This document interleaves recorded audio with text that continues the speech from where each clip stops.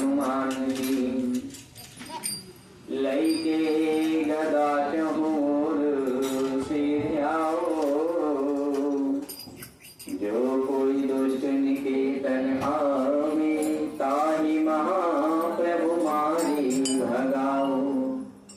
जो धर ध्यान कथा सुनिए, ताके धन धान्य और पुत्र बढ़ाओ। विनती हमारे यही हनुमान जी, छोड़ के गढ़ी तुम यहाँ चले आओ। पयल चढ़े शिव जी मिले, गरुड़ चढ़े भगवान, सिंह चढ़े माता मिले, तेरे पूर्ण सारे।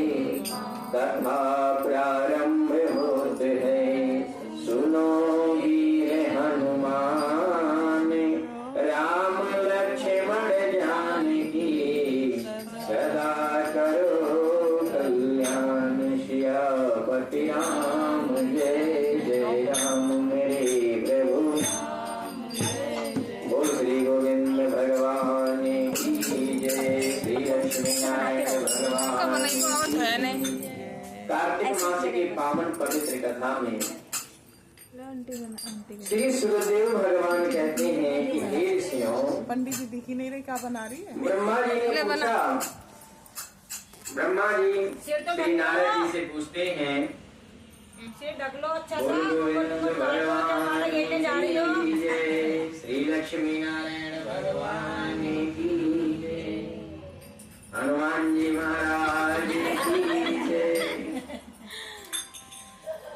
ब्रह्मा जी कहने लगे नारद जी से कि हे प्रभु, कार्तिक मास में तुलसी दल युक्त चरणामृत का क्या महत्व है? जैसे चरणामृत लेते हैं ना, सबसे बड़ी बात तो आज ये समझ लो कि जो आप सत्यनारायण व्रत कथा सुनते हो और जो बनाते हो, उसको चरणामृत नहीं कहा जाता है, उसको पंचामृत कहा जाता है। क्या कहा जाता है?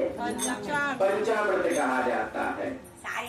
जो 5 चीजें मिला करके बनाई जाती हैं, उसको पंचामृत कहा जाता है। लेकिन जब आप देवालय में जाते हो, मंदिर में जाते हो और वहाँ जल पीते हो, जो ठाकुर जी के स्नान का जल होता है, मंदिर में जाओ तो और कोई प्रसाद मिले या न मिले कोई फर्क नहीं पड़ता है, लेकिन भगवान का चरणामृत जरूर लेकर के जाना चाहिए।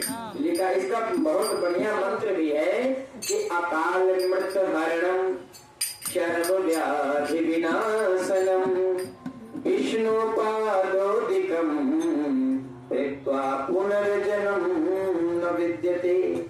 जो भगवान के चरणामृत को लेकर के और इस मंत्र का जाप करते हैं या मंत्र नहीं भी बोलते, भगवान का चरणामृत लेते हैं, शास्त्रों में लिखा है कि उनका जीना और मरना से मुक्ति पा जाते हैं। उनको एक बार जाने के बाद में उनकी मुक्ति हो जाती है, भगवान की परम गति को प्राप्त कर लेते हैं, उनका संसार में आना जाना सब छूट जाता है। शालिग्राम भगवान के चरणामृत का एक बूंद पान कर लेने से बड़े बड़े ब्रह्म हत्या जैसे बड़े बड़े पापों का विनाश हो जाता है। लेकिन पहले समझने की बात यह है, अधिकतर लोग यही कहते हैं कि चरणामृत ला करके दे दो। घर में चरणामृत नहीं बनाया जा सकता, जो सत्यनारायण व्रत कथा करते वो पंचामृत होता है। तो सबसे पहले शब्दों में सुधार करो, शब्द में, क्योंकि शब्द के अर्थ अलग अलग हो जाते हैं। और जो देवालय में मिलता है उसको चरणामृत कहा जाता है। भगवान के एक बूंद चरणामृत ले लेने से अनेक प्रकार के पापों का ताप विनाश हो जाता है। यहाँ तक लिखा गया है कि जिस चरणामृत में तुलसा दल डाल दिया जाता है, अच्छा पंचामृत में बहुत सारे लोग तुलसा दल डाल देते हैं, है ना, और उसी पंचामृत से गणेश जी को स्नान करवाते हैं, भगवती को स्नान करवाते हैं, पार्वती जी को, कलश को, नवग्रह को, यानी उसी पंचामृत से, क्योंकि पूजा होगा तो पंचामृत से स्नान होगा। अब किसी को तुलसा दल चढ़ता है और किसी को नहीं चढ़ता। जैसे गणेश जी को तुलसा दल नहीं चढ़ाता, शंकर भगवान को तुलसा दल, इस प्रकार से जिसको नहीं चढ़ता उसको भी तुम स्नान करवा रहे हो और जिसको चढ़ता उसको भी स्नान करवा रहे हो। तो वहां नहीं भी डालोगे तो चलेगा, लेकिन जो भगवान का चरणामृत है, भगवान के चरणामृत में एक दल यदि तुलसा का पात्र डाल करके वो चरणामृत ले लिया जाए तो व्याध विनाश हो जाता है।